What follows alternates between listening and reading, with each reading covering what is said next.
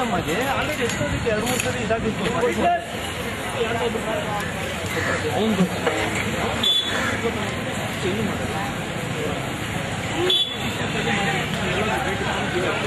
ಬರಕ್ಕೆ ಖಾಲಿ ಮಾಡ್ಬೋದು.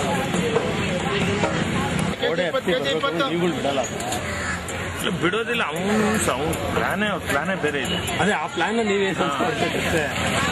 ಹಾಕಿ ಈ ಕಡೆಗೆ ಹೋಗಿ ಈ ಕಡೆಗೆ ಆಮೇಲೆ ಅದನ್ನ ಒತ್ತುವರಿ ಮಾಡ್ಕೊಂಡು ಪ್ಲಾನ್ ಏನು ಅಂತ ನನಗೆ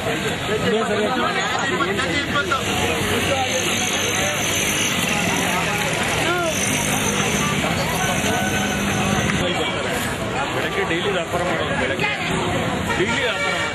ಸಂತೆ ವಾರಕ್ಕೆ ಒಂದೇ ದಿವಸ ಟ್ಯೂಸ್ಡೇ ಸಂಜೆ ಬೇರೆ ದಿವಸ ಇದೆ. ಇವತ್ತು ಸಂತೆ ಆಗ್ತಿಲ್ಲ ಅಷ್ಟೇ. ನಾಳೆಯಿಂದ ನಿಮಗೆ ಬೆಳಗ್ಗೆನೇ ಕ್ರೌಡ್ ಇರೋದು. 3 ಗಂಟೆಯಿಂದ ರಾತ್ರಿ ಬೆಳಗ್ಗೆ 9.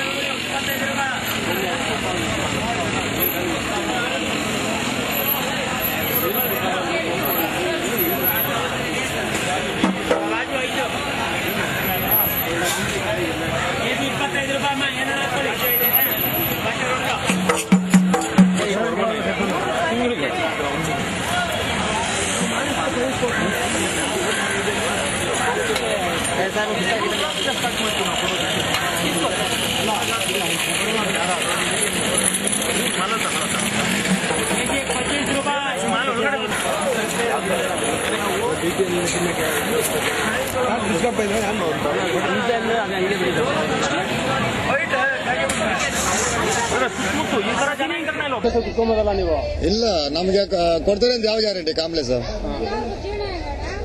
ಅಲ್ಲ. ನಮ್ಗೆ ಸಂತೆ ಇದೇ ತರ ನಡೆದ್ರೆ ನಮಗೆ ಅನುಕೂಲ ಆಗುತ್ತೆ. ಹಾ ನಡೀತದೆ. 4 ಜನ ಮಕ್ಕಳು ಸಾಕ್ಬೇಕು. ಡಿಗ್ರಿ ಮಾಡ್ತಾರೆ. ನಮಗೆ ಆಗುತ್ತೆ ಒಂದು 10-15 ಸಾವಿರ ಆಗುತ್ತೆ. ಅದರಲ್ಲಿ ನಮ್ಗೆ 1,000 1,500 ಸಾವಿರ ಹಂಗೆ ಲಾಭ ಸಿಗುತ್ತೆ. ಹಾ ಒಂದು ವಾರಕ್ಕೆ ಒಂದೇ ಸಂತೆ ಅಲ್ಲ ಆಗೋದು. ನಾವು ದಿವಸ ಬರೋದಿಲ್ಲ, ವಾರಕ್ಕೊಂದ್ಸತಿ ಬರೋದು.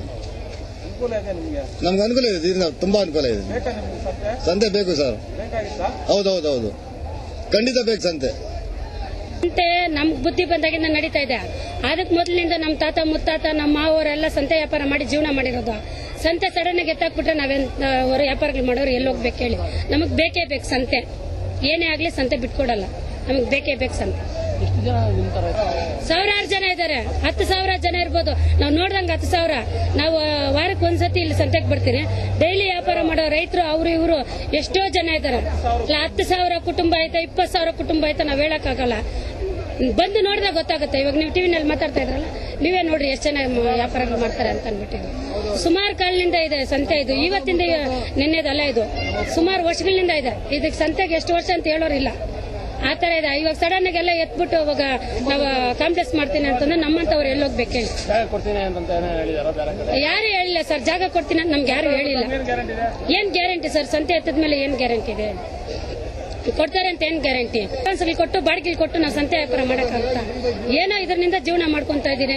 10-20 ಏನಾದ್ರೂ ಸುಂಕ ಏನೋ ವಸೂಲ್ ಮಾಡಿದ್ರೆ ಕೊಟ್ಬಿಟ್ಟು ಜೀವನ ಮಾಡ್ಬೋದು.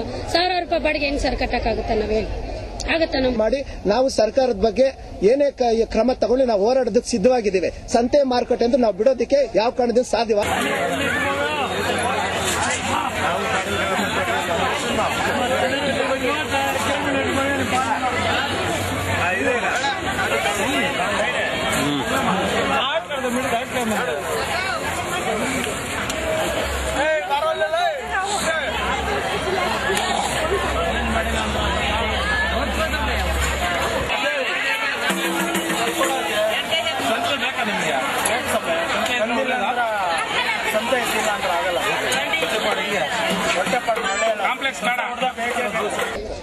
ಹೇಳೋಣ ಸ್ವಾಮಿ, ನಾವು ಮಖ್ತಿಯಾರ್ ಪಾಷಾ ಸ್ವಾಮಿ, ಮಖ್ತಿಯಾರ್ ಪಾಷಾ.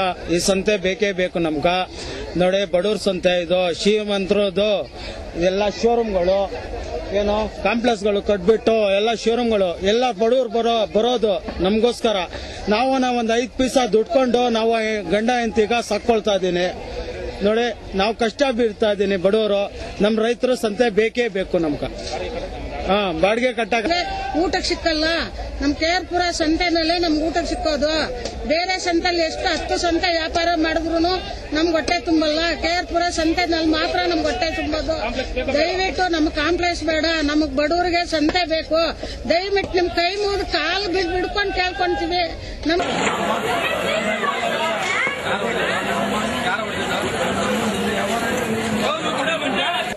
ಈ ಇದೇ ನಂದೀಶ್ ರೆಡ್ಡಿ ಅವರು ಕೊಂತೆಯಲ್ಲಿ ಬಂದು ಯಾವುದೇ ಕಾರಣಕ್ಕೂ ಬಡವರ ಹೊಟ್ಟೆ ಮೇಲೆ ಹೊಡೆಯುವಂತವರಲ್ಲ. ಇಲ್ಲಿ ಮಲ್ಟಿಕಲ್ ಕಾಂಪ್ಲೆಕ್ಸ್ ಕೊಟ್ಟಕ್ಕೆ ನಿಮ್ಮೆಲ್ಲರ ಆಶ್ವಾಸನೆ ತಗೊಂಡೆ ನಾನು ಮಾಡೋದು ಅಂತಂದು ಆಶ್ವಾಸನೆ ಕೊಟ್ಟು ಹೋದ್ರು. ಆವತ್ತಿನ ದಿವಸ ನಾವು ಬಂದಿದ್ವಿ. ನಾವು ಒಂದು ರೈತರ ಇದರಲ್ಲಿ ಹುಟ್ಟಿ ಬೆಳೆದಿರುವಂತವರು ಪ್ರತಿ ದಿವಸ ಮಾರ್ಕೆಟ್ ಬಂದು ನಾವು ಜೀವನ ಮಾಡ್ತಾ ಇದೀವಿ. ಬೆಳಗಾದ್ರೆ 3 ಗಂಟೆಯಿಂದ 7 ಗಂಟೆವರೆಗೂ ಲಕ್ಷಾಂತರ ರೂಪಾಯಿ ವಹಿವಾಟು ನಡೆಯುತ್ತೆ. ಇಲ್ಲಿ ಇಂತಹ ಸಂತೆ ಹಾಳು ಮಾಡೋದಕ್ಕೆ ಹೊರಟಿರೋ ನಂದೀಶ್ ರೆಡ್ಡಿ ಅವರನ್ನ ದಯವಿಟ್ಟು ನಾವು ಅವರ ಸಂತೆಯನ್ನ ಮಲ್ಟಿಕಲ್ ಕಾಂಪ್ಲೆಕ್ಸ್ ಕಟ್ಟೋದಕ್ಕೆ ಬಿಡೋದಿಲ್ಲ. ನಮ್ಮ ತಂದೆಯವರು ವ್ಯಾಪಾರ ಮಾಡ್ತಾ ಇದ್ರು. ನಮ್ಮ ತಂದೆಯವರು ಆದ್ಮೇಲೆ ನಾವು 2ನೇ ತಲೆಮಾರಿನವರು ಇಲ್ಲಿ ವ್ಯಾಪಾರ ಮಾಡ್ತಾ ಇದೀವಿ. ಸುಮಾರು ವರ್ಷಗಳಿಂದ ಈ ಸಂತೆ ಇದೆ. ಮೈಸೂರು ಮಹಾರಾಜರ ವಂಶಸ್ಥರು ಒಂದು 250 ವರ್ಷಗಳ ಇತಿಹಾಸದ 250 ವರ್ಷಗಳ ಹಿಂದೆ ಈ ಸಂತೆನ ಉದ್ಘಾಟನೆ ಮಾಡಿರೋದು. ಕೃಷ್ಣರಾಯಪುರ ಯಾವತ್ತು ಹುಟ್ಟಿದ್ಯೋ ಅವತ್ತೇ ಈ ಸಂತೆ ಸಹ ಹುಟ್ಟಿದೆ ಅನ್ಬಿಟ್ಟು ಹಿರಿಯರು ಹೇಳ್ತಾರೆ. ಅಂತ ಸಂತೆನಲ್ಲಿ ಇವತ್ತೇನು 16 ಅಂತಸ್ತಿನ ಮಲ್ಟಿಪ್ಲೆಕ್ಸ್ ಕಾಂಪ್ಲೆಕ್ಸ್ ಕಟ್ಟೋಕೆ ಹೊರಟಿದ್ದಾರೆ.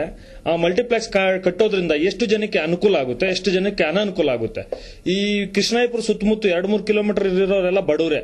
ಉದಾಹರಣೆಗೆ ರಾಮೂರ್ತಿ ನಗರ ಇರ್ಬೋದು, ಈ ಕಡೆ ಸೀಗಳ್ಳಿ ಇರ್ಬೋದು, ಪ್ರಿಯಾಂಕಾ ನಗರ, ಸಿಂಗನಪಾಳ್ಯ ಇರ್ಬೋದು, KR-ಪುರಂ ಇರ್ಬೋದು, ತಮಶೆಟ್ಪಾಳ್ಯ ಇರ್ಬೋದು, ಸುತ್ತಮುತ್ತ ಎಲ್ಲ ತುಂಬಾ ಬಡವರು, ಆಮೇಲೆ ಮಧ್ಯಮ ವರ್ಗದ ಜನ ಇರೋದಿಲ್ಲ. ಇಂಥ ಏರಿಯಾನಲ್ಲಿ ಇಂಥ 16 ಅಂತಸ್ತಿನ ಕಾಂಪ್ಲೆಕ್ಸ್ ಬೇಕಾಗಿಲ್ಲ. ನಿಜವಾಗ್ಲೂ ಅವ್ರಿಗೆ ಕಟ್ಟಲೇಬೇಕನ್ನೋದಿದ್ರೆ ಈ ಸಂತೆ ಜಾಗ ಬಿಟ್ಬಿಟ್ಟು ಬೇರೆ ಎಲ್ಲಾದ್ರೂ ಕಟ್ಕೊಳ್ಳಂಗಿದ್ರೆ ನಮ್ದೇನು ಅಭ್ಯಂತರ ಏನಿಲ್ಲ. ನಾವೇನು ಅಭಿವೃದ್ಧಿ ವಿರೋಧಿಗಳೇನಲ್ಲ. ಬೇರೆ ಕಡೆ ಎಲ್ಲಾದ್ರೂ ಕಟ್ಕೊಂಡ್ಲಿ. ಆದ್ರೆ ನಮ್ಮ ಜಾಗದಲ್ಲಿ, ಈ ಸಂತೆ ಜಾಗದಲ್ಲಿ, ಈ ಸಂತೆಗೆ ನಿಜವಾದ ವಾರಸ್ದಾರರು ನಾವು ರೈತರು, ವ್ಯಾಪಾರಸ್ಥರು. ನಾವು ಇದ್ರ ನಿಜವಾದ ವಾರಸ್ದಾರರು. ನಮ್ಮನ್ನು ಕೇಳ್ದೇನೆ ನೀವು ಅವರು ಶಾಸಕರು, ಇಲ್ಲಿನ ಸ್ಥಳೀಯ ಶಾಸಕರು ಹೋಗಿ ಪ್ಲಾನ್ ಅಪ್ರೂವಲ್ ಮಾಡಿಸಿದ್ದಾರೆ, ಸರ್ಕಾರದಿಂದ ಅನುಮೋದನೆ ಮಾಡಿಸಿದ್ದಾರೆ. ಯಾರನ್ನ ಕೇಳ್ಬಿಟ್ಟು ಮಾಡಿಸಿದ್ದಾರೆ? ಸರ್ಕಾರಿ ಇದು ಅವ್ರದ್ದೇನೋ ಸ್ವಂತ ಜಾಗನ ಇದು. ಅವ್ರ ತಾತ ಮುತ್ತಾತಂದ್ರ ಆಸ್ತಿ ಅಲ್ಲ, ಇದು ನಮ್ಮ ಆಸ್ತಿ. ರೈತರದು, ವ್ಯಾಪಾರಸ್ಥರ ಆಸ್ತಿ ಇದು. ನಮ್ಮ ಆಸ್ತಿ ಏನಾದ್ರು ಮಾಡುವಾಗ ನಮ್ಮನ್ನ ಕೇಳಬೇಕಾಗಿತ್ತು. ಅವರು ನಮ್ಮನ್ನ ಕೇಳಿದ್ರೆ ಏಕಾಏಕಿಯಾಗಿ ಹೋಗ್ಬಿಟ್ಟು ಅವರೇ ತಗೊಂತಾ ಇರೋದು. ಶಾಸಕರೇ ಇದನ್ನ ತಗೊಂಡ್ಬಿಟ್ಟು ಶಾಸಕರೇ ಇದನ್ನ ಖಾಸಗೀಕರಣ ಮಾಡ್ತಾ ಇರೋದು. ಖಾಸಗೀಕರಣ ಮಾಡ್ಬಿಟ್ಟು ಮಲ್ಟಿನ್ಯಾಷನಲ್ ಕಂಪನೀಸ್ಗೆ ಕೊಡ್ತಾ ಇರೋದು. ಅವರು ಇಲ್ಲಿ ಮಲ್ಟಿನ್ಯಾಷನಲ್ ಕಂಪನೀಸ್ ಅಲ್ಲ ಇವ್ರಿಗೆ ಓಟ್ಗಳು ಹಾಕೋದು. ಇವ್ರು ಓಟ್ಗಳು ಹಾಕೋದು ಸಾಮಾನ್ಯ ಜನ. ನಾವು ಲೈನಲ್ಲಿ ನಿಂತ್ಕೊಂಡ್ಬಿಟ್ಟು 40-45% ಇವತ್ತೇನು ವೋಟಿಂಗ್ ಆಗುತ್ತೆ. 45% 40% ವೋಟಿಂಗ್ ಹಾಕೋದು ನಾವೇ. ಬೇರೆ ನಾವೇನು ಪಿಕ್ನಿಕ್ ಹೋಗೋಂತ ಜನಗಳೇನಲ್ಲ. ನಾವು ಹೈ ಪೀಪಲ್ ಅಲ್ಲ. ವೋಟಿಂಗ್ ದಿವಸ ನಾವೇನೋ ಪಿಕ್ನಿಕ್ ಹೋಗೋರು. ಇವ್ರಿಗೆ ಸರ್ಕಾರ MLA ಆಗಿ ನೇಮಿಸೋದು ನಾವು, ಸರ್ಕಾರ ಮಾಡೋದು ನಾವು. ಇವರು ನಮಗೆ ಮಣೆ ಹಾಕೋದಿಲ್ಲ. ಮಲ್ಟಿನ್ಯಾಷನಲ್ ಕಂಪನಿದವ್ರಿಗೆ ಮಣೆ ಹಾಕ್ತಾರೆ. ಯಾಕಂದ್ರೆ ದುಡ್ಡಿರುತ್ತೆ ಅವ್ರ ಹತ್ರ ದುಡ್ಡಿರ್ಬೋದು. ಬಟ್ ಸರ್ಕಾರ ಮಾಡಿರೋದು ನಾವು. ನೀವು ನಮಗೋಸ್ಕರ ಸೇವೆ ಮಾಡಿ, ಮಲ್ಟಿನ್ಯಾಷನಲ್ ಕಂಪನೀಸ್ಗೋಸ್ಕರ ನೀವೇನು ಸೇವೆ ಮಾಡಬೇಡ್ರಿ. ದಯವಿಟ್ಟು ಇಲ್ಲೇನು ಕಾಂಪ್ಲೆಕ್ಸ್ ಮಾಡಕ್ ಹೊರಟಿದ್ರ ಕೂಡಲೇ ತಕ್ಷಣ ರದ್ದು ಮಾಡಿ ಇದನ್ನ ರೈತರ ಸಂತೆ ಅಂತ ಘೋಷಣೆ ಮಾಡಬೇಕು. ಆಮೇಲೆ ಕೂಡಲೇ 2009 ರಾಷ್ಟ್ರೀಯ ಬೀದಿ ವ್ಯಾಪಾರಗಳ ನೀತಿಯನ್ನ ಜಾರಿಗೆ ತಗೊಂಡು ಬರಬೇಕು. ಅಲ್ಲ, ರಾಷ್ಟ್ರೀಯ ಬೀದಿ ವ್ಯಾಪಾರಗಳ ನೀತಿ ಅಂದ್ರೆ ನಮ್ಮನ್ನ ಏಕಾಏಕಿಗೆ ಎತ್ತೋಕ್ಕಾಗೋದಿಲ್ಲ. ನಮ್ಗೊಂದು ಐಡೆಂಟಿಟಿ ಇರುತ್ತೆ. ರಾಷ್ಟ್ರೀಯ ಬೀದಿ ವ್ಯಾಪಾರಿಗಳ ನೀತಿ 2009ರಲ್ಲಿ ಪ್ರಧಾನಮಂತ್ರಿಗಳು ಮನಮೋಹನ್ ಸಿಂಗ್ ಅವರು ಎಲ್ಲಾ ರಾಜ್ಯದ ಮುಖ್ಯಮಂತ್ರಿಗಳಿಗೂ ಒಂದು ಪತ್ರ ಬರೆದಿದ್ದಾರೆ 2009ರಲ್ಲಿ. ಇದನ್ನ ಕೂಡಲೇ ಜಾರಿಗೆ ತಗೊಂಡ್ಬಂದ್ರಿ ಅಂತ. ಯಾವ್ದು 2-3 ರಾಜ್ಯದಲ್ಲೇನೋ ಜಾರಿಗೆ ತಗೊಂಡ್ಬಂದಾರೆ. ಕರ್ನಾಟಕದಲ್ಲಿ ಇದ್ದವರೆಗೂ ಅದನ್ನ ಜಾರಿಗೆ ತಗೊಂಡ್ಬಂದಿಲ್ಲ. ಅದನ್ನ ಜಾರಿಗೆ ತಗೊಂಡ್ ಬಂದಲ್ಲಿ ಅದು ಏನ್ ಹೇಳುತ್ತೆ ಅಂದ್ರೆ, ಎಲ್ಲಾದ್ರೂ ಬೀದಿ ವ್ಯಾಪಾರಸ್ಥರು ಎಲ್ಲಾದ್ರೂ 30 ವರ್ಷದಿಂದ ಮೇಲೆ ಎಲ್ಲಾದ್ರೂ ವ್ಯಾಪಾರ ಮಾಡಂಗಿದ್ರೆ ಆ ಕಾಯ್ದೆ ಪ್ರಕಾರ ಆ ಜಾಗ ಅವ್ರಿಗೆ ಸಲ್ಲಬೇಕು. ಆಮೇಲೆ ರಸ್ತೆಗಳಲ್ಲಿ ಎಲ್ಲಾದ್ರೂ ಅಂಗಡಿ ಇಟ್ಟಿದ್ರೆ ಆ ಅಂಗಡಿನೇನಾದ್ರೂ ಎತ್ತಬೇಕನ್ನಂಗಿದ್ರೆ ಸರ್ಕಾರ ಅವ್ರಿಗೆ ಫಸ್ಟ್ ಜಾಗ ತೋರಿಸ್ಕೊಡ್ಬೇಕು. ಮೂಲಭೂತ ಸೌಕರ್ಯಗಳನ್ನ ಅವ್ರಿಗೆ ಕಲ್ಪಿಸಬೇಕು, ಜಾಗ ಕೊಡ್ಬೇಕು ಅವ್ರಿಗೆ ವ್ಯಾಪಾರ ಮಾಡೋದಕ್ಕೆ. ಆಮೇಲೆ ಪ್ರತಿ ವರ್ಷ ಅವ್ರಿಗೆ ಲೋನ್ ಕೊಡ್ಬೇಕು, ಸಬ್ಸಿಡಿಯಾಗಿ ಲೋನ್ ಕೊಡ್ಬೇಕು. ಅದಕ್ಕೋಸ್ಕರ ನಮ್ಗೆಲ್ಲ ಅನುಕೂಲ ಆಗುತ್ತೆ ಅನ್ನೋ ಒಂದು ದೃಷ್ಟಿಯಿಂದ 2009 ರಾಷ್ಟ್ರೀಯ ಬೀದಿ ವ್ಯಾಪಾರಿಗಳನ್ನ ಇದುವರೆಗೂ ಜಾರಿಗೆ ತಗೊಂಡ್ ಬಂದಿಲ್ಲ. ಅದಕ್ಕೆ ಇದ್ರ ಮುಖಾಂತರ ನಾವು ಮುಖ್ಯಮಂತ್ರಿಗಳಿಗೆ ಒತ್ತಾಯಿಸ್ತಾ ಇದೀವಿ, ರಾಷ್ಟ್ರೀಯ ಬೀದಿ ವ್ಯಾಪಾರಿಗಳ ನೀತಿಯನ್ನು ಜಾರಿಗೆ ತನ್ನಿ.